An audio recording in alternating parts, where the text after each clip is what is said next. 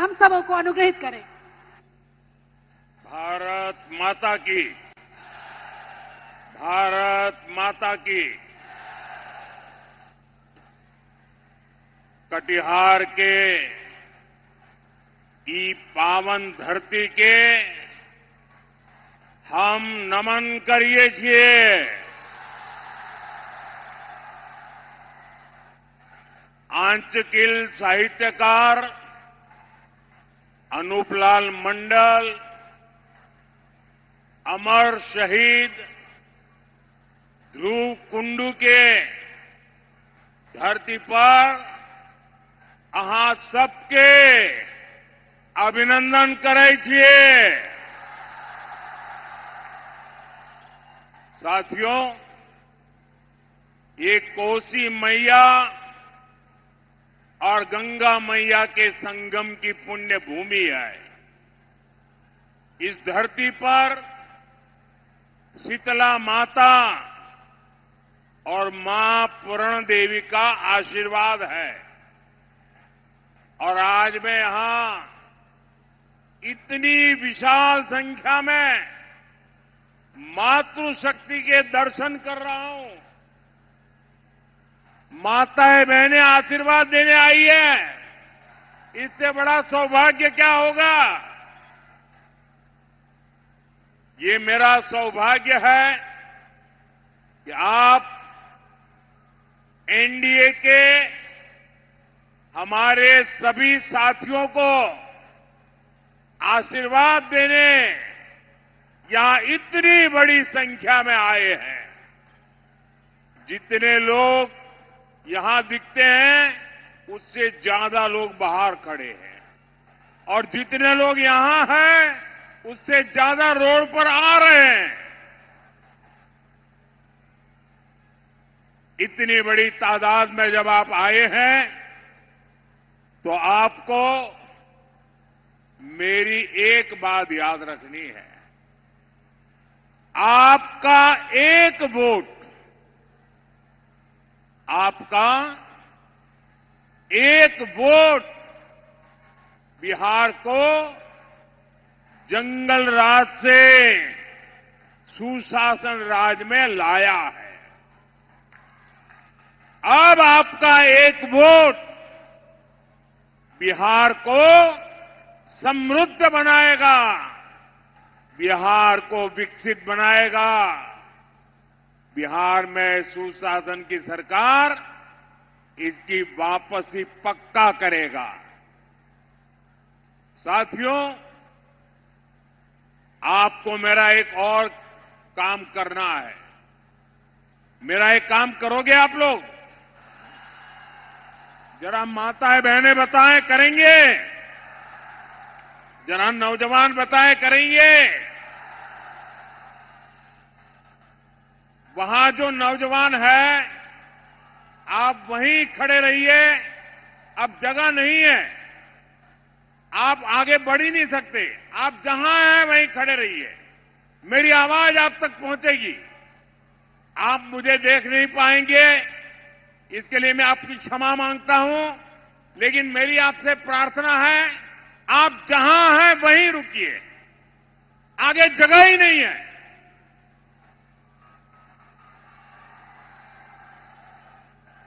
मेरा एक काम करोगे? जरा हाथ ऊपर करके बताइए, करोगे? हमारे जो बिहार के भाई बहन छठ महापर्व के लिए गांव आए हैं, उनको मिलना और उनको कहना कि मोदी जी आए थे और मोदी जी ने कहा है कि अगर आपका वोट यहां है तो वोट दिए बिना जाना नहीं है। ये मेरी बात पहुंचा दोगे? ये मेरा संदेश उनको दे दोगे? देखिए, मैं देख रहा हूं माताएं बहनें ज्यादा उत्साहित हैं। आप इतना सारा काम कर रहे हैं तो आइए मेरे साथ कहिए। मैं कहूंगा फिर एक बार आप कहिएगा एनडीए सरकार। फिर एक बार, फिर एक बार, फिर एक बार बिहार में फिर से सुशासन सरकार। साथियों, बिहार की जनता राजनीति की पारखी है। जो कहा जाता है बिहार की जनता उससे आगे की बात समझ जाती है। आप आरजेडी कांग्रेस के जरा पोस्टरों को देखिए, जो सालों साल तक यहां मुख्यमंत्री रहे, जो बिहार में जंगल राज लाए, उनकी तस्वीरें पोस्टरों में या तो गायब है या तो एक कोने में छोटी सी तस्वीर रखी है, दूरबीन से भी दिखती नहीं है। अब मुझे बताइए भाई, जो इतने बड़े उनके लिए नेता थे, जिनके परिवार के सारे लोग चुनाव के मैदान में हैं, और फिर ये छुपा छुपाई क्यों हो रही है? अरे अपने पिता का नाम बोलने में, छुपाने में शर्म क्यों आ रही है? वो कौन सा पाप है जिसको आरजेडी वालों को बिहार के नौजवानों से छुपाना पड़ रहा है? साथियों, आपने एक और चीज भी नोटिस की होगी, इन लोगों के पोस्टरों में कांग्रेस लगभग गायब है। आरजेडी ने कांग्रेस को कट्टा दिखाकर मुख्यमंत्री का उम्मीदवार भी घोषित करवा लिया, और अब कांग्रेस को उसकी हैसियत भी दिखाई जा रही है। कांग्रेस के जो नामदार कुछ हफ्तों पहले तक बिहार में बड़े बड़े दावे कर रहे थे, उनकी तस्वीर और दावे दोनों को पोस्टर में से भी और घोषणा पत्र में भी आरजेडी ने बोना बना दिया है, बोना बना दिया है। आजकल आप ये भी देख रहे होंगे कि जो वादे, जो घोषणाएं आरजेडी के नेता कर रहे हैं, कांग्रेस के लोग ही उन पर विश्वास नहीं कर रहे हैं।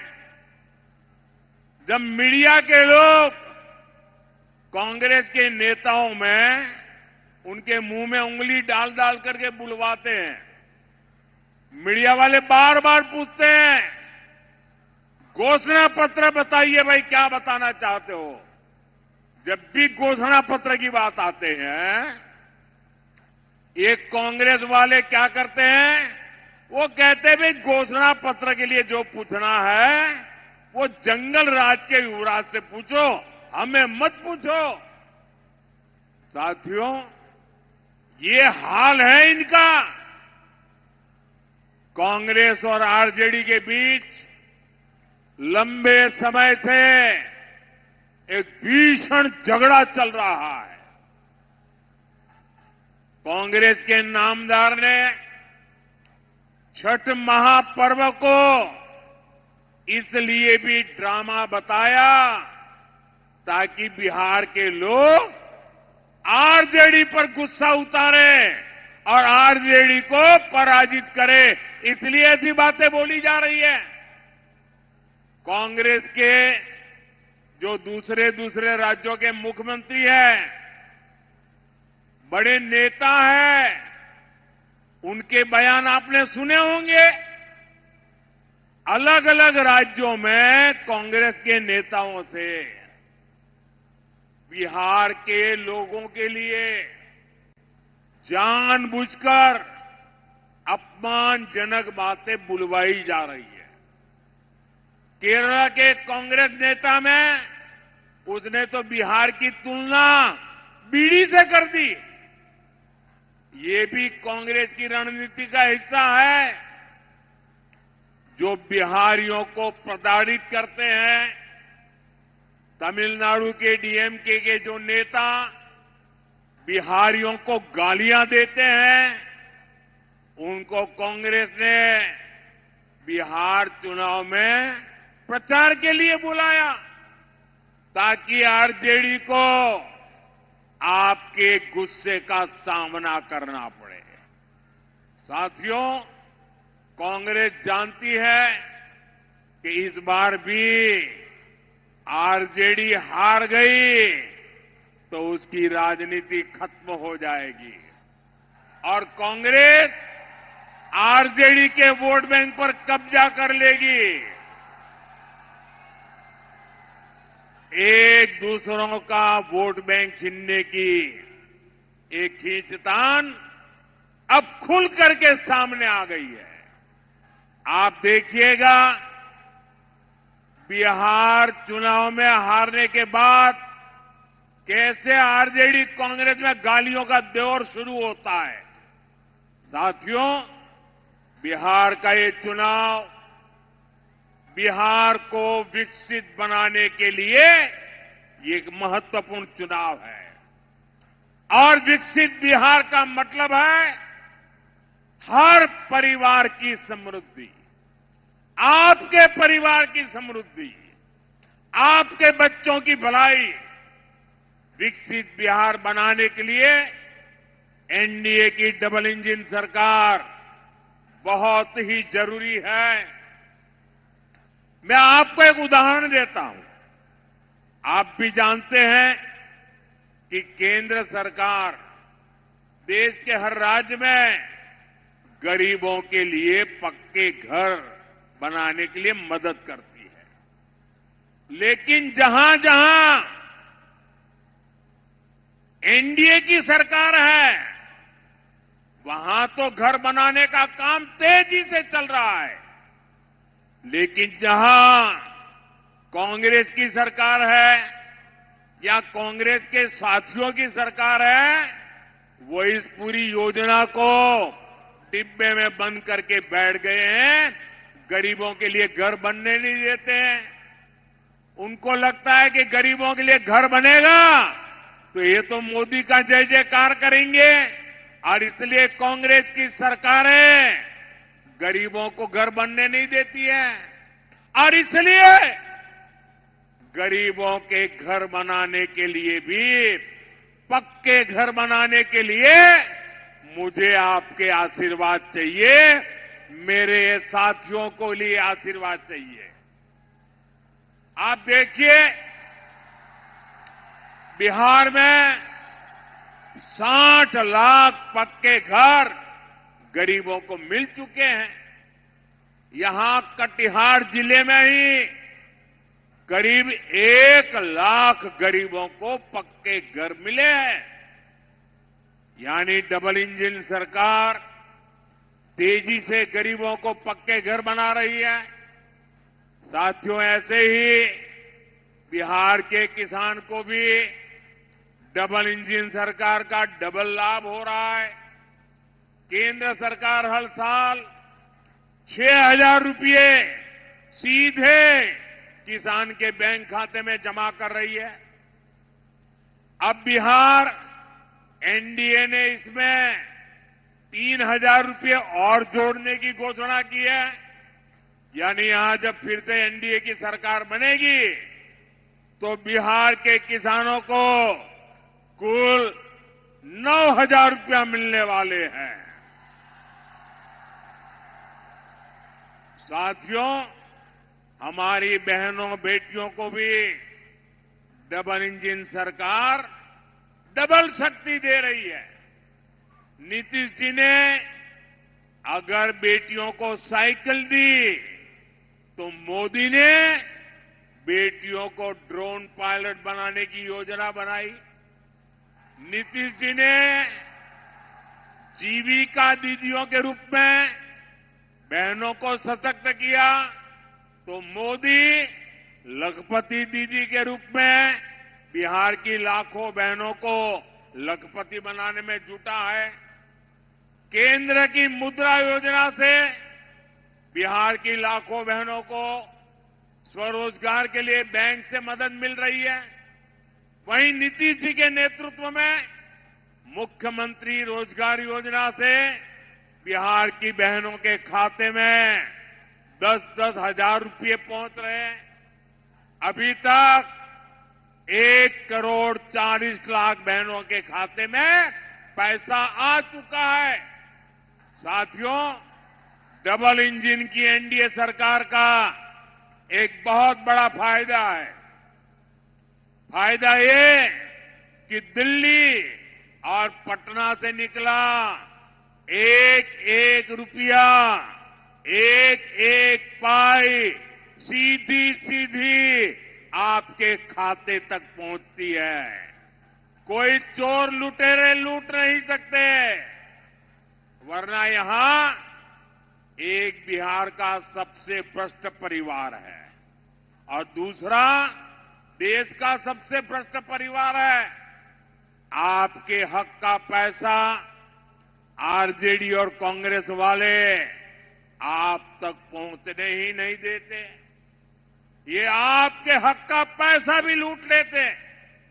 साथियों, सीमांचल का ये इलाका हमारी सभ्यता, हमारी संस्कृति का प्रहरी रहा है, लेकिन पिछले कई वर्षों से यहां एक खतरनाक साजिश चल रही है। ये साजिश घुसपैठ की है। अररिया हो, किशनगंज हो, पूर्णिया हो या कटिहार, हर जगह ये कोशिश हुई कि यहां की आबादी का संतुलन बदल दिया जाए। कुछ वोट पाने के लिए आरजेडी और कांग्रेस बिहार को खतरे में डाल रहे हैं। आपके बच्चों के भविष्य को खतरे में डाल रहे हैं। आपकी बेटियों की जिंदगी को खतरे में डाल रहे हैं। ये लोग वोट पाने के लिए देश की सुरक्षा से खिलवाड़ कर रहे हैं। आप मुझे बताइए साथियों,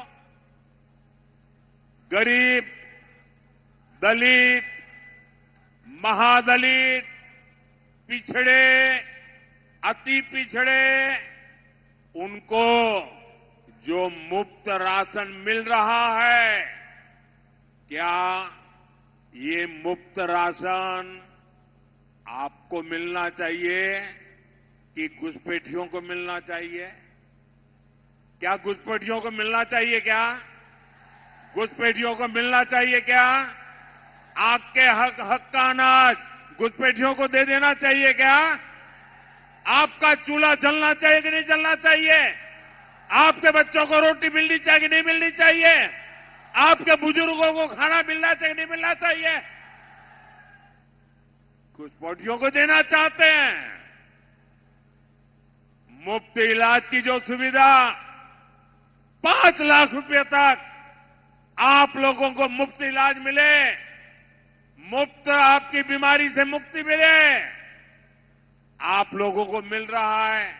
अब मुझे बताइए, आपको बीमारी में जो मदद मिल रही है वो घुसपैठियों को चली जाए तो आपको मंजूर है?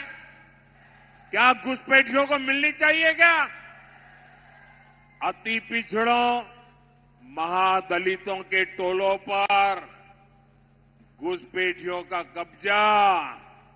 आप मुझे बताइए, ये घुसपैठियों को कब्जा करने देंगे क्या? घुसपैठियों को कब्जा करने देंगे क्या? आपके हिस्से का काम, आपका रोजगार कोई घुसपैठिया ले ले तो आपको चलेगा क्या? आपके बच्चों का भविष्य ले ले तो चलेगा क्या? साथियों, बिहार के देश के संसाधनों पर सिर्फ और सिर्फ भारत के नागरिकों का ही हक है, बिहार के हमारे नागरिकों का ही हक है, आपका ही हक है। ये हक हम किसी को चुराने नहीं देंगे।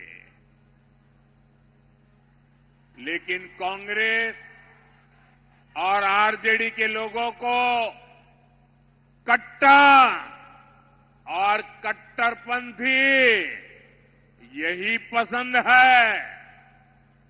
जब भी भाजपा एनडीए घुसपैठियों को देश से बाहर करने की बात करते हैं, ये तुरंत घुसपैठियों के बचाव में खड़े हो जाते हैं। साथियों, कट्टरपंथियों के दबाव में ही इन्होंने 3 तलाक के खिलाफ कठोर कानून का विरोध किया था और कट्टरपंथियों का एजेंडा पूरा करने के लिए ही ये नए वक्फ कानून को कूड़ेदान में फेंकने की बात कर रहे हैं। आप कल्पना कर सकते हैं, संविधान के तहत देश की संसद का बनाया कानून ये कूड़ेदान में फेंकना चाहते हैं। आरजेडी कांग्रेस की सच्चाई यही है कि ये दोनों ही कट्टरपंथियों के आगे घुटने टेक चुके हैं। इसलिए बिहार को बचाने के लिए आपको आरजेडी कांग्रेस सरकार से हजारों मील दूर रखना है। साथियों, लालटेन वाले, पंजे वाले, लाल झंडे वाले इन लोगों ने बिहार को दशकों तक बेहाल रखा, क्योंकि इनके एजेंडे में कभी विकास था ही नहीं। नीतीश जी के नेतृत्व में एनडीए ने बिहार को सुशासन दिया, विकास दिया। जंगल राज में जहां निराशा थी, हताशा थी, वहीं सुशासन में नए सपने हैं, नए संकल्प है। लोगों का हम पर अटूट भरोसा है कि एनडीए सरकार ही आपकी आकांक्षा पूरी कर सकती है। इसलिए जहां रेल पहुंची है, वहां आज तेज गति की वंदे भारत ट्रेन की मांग हो रही है। जहां सड़कें पहुंची हैं, वहां एक्सप्रेसवे की मांग हो रही है। जहां छोटे अस्पताल खुले हैं, वहां सुपर स्पेशलिटी अस्पताल की मांग हो रही है।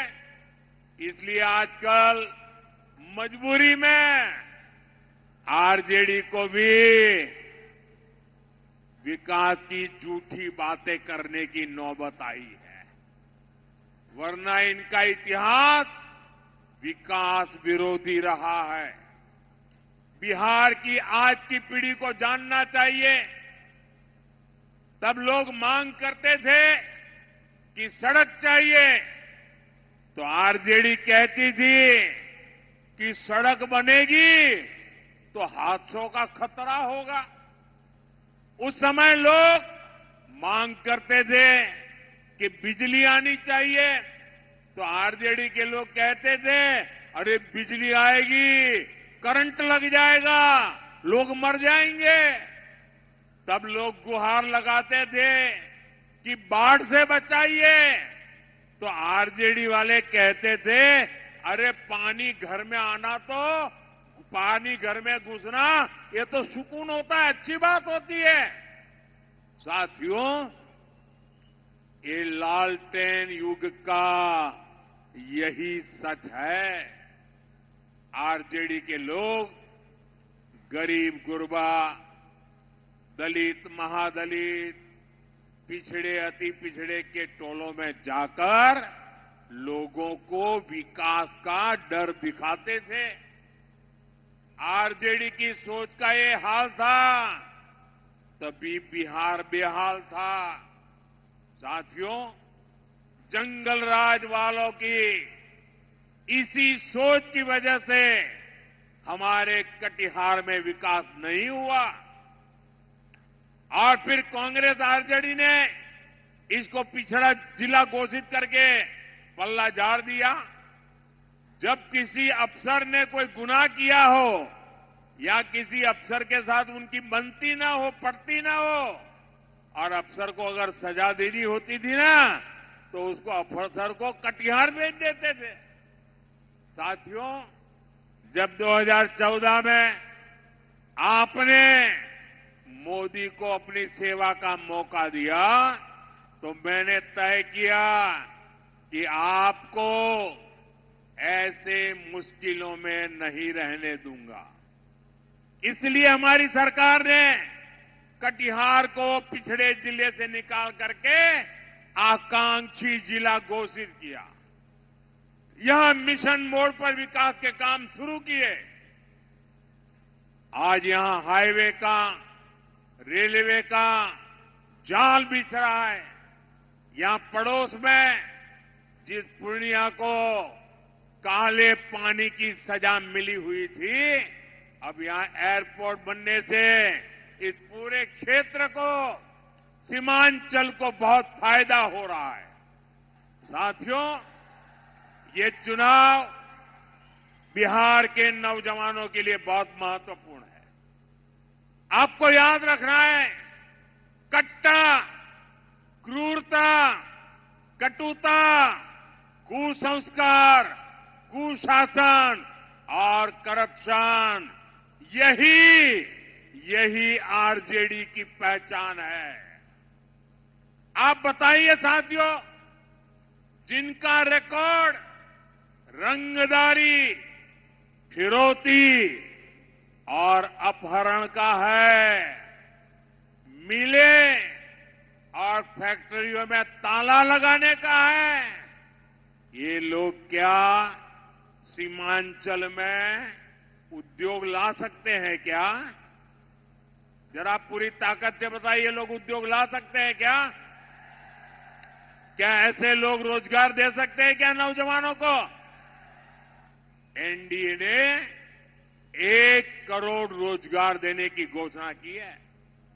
इतना ही नहीं, रोजगार कैसे देंगे इसका प्लान भी बताया है। साथियों, एनडीए का रास्ता आत्मनिर्भरता का है, मेड इन इंडिया का है। कोसी सीमांचल के अनेकों नौजवान आने वाले समय में उद्यमी बनेंगे। राष्ट्रीय मखाना बोर्ड बनाने के पीछे हमारा यही लक्ष्य है। मखाना किसानों की मदद के लिए हमारी सरकार ने सैकड़ों करोड़ रुपए का प्रावधान भी किया है। साथियों, इस क्षेत्र में बाढ़ की समस्या कम हो, हर खेत तक सिंचाई की सुविधा पहुंचे, मखाना और मछली की पैदावार बढ़े, ये एनडीए सरकार की बहुत बड़ी प्राथमिकता है। इसके लिए हमारी सरकार ने कोसी और मेची नदी को जोड़ने का प्रोजेक्ट शुरू किया है। इस परियोजना से कटिहार के साथ साथ अररिया, पूर्णिया और किशनगंज जिलों के लोगों को बहुत फायदा होगा। कटिहार की इस धरती से पूरे सीमांचल को भरोसा दिलाता हूं कि आने वाले समय में इस क्षेत्र की पहचान पलायन के बजाय प्रगति के द्वार के रूप में होगी। बिहार का युवा बिहार में ही काम करेगा। बिहार का युवा बिहार में ही काम करेगा और बिहार का नाम भी करेगा। साथियों, अब बिहार को रुकने नहीं देना है। प्रगति की रफ्तार को थमने नहीं देना है। मैं बिहार के हर बेटा बेटी से कहूंगा, आपके माता पिता ने, उनके एक वोट ने जंगल राज को सुशासन में बदला है।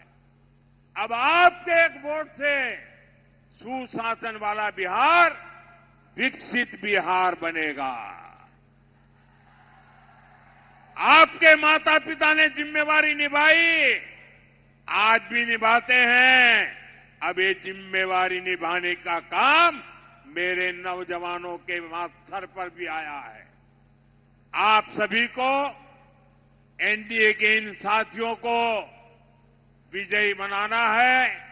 मेरे इन साथियों को आपने आशीर्वाद देना है। जो उम्मीदवार है जरा आगे आ जाए,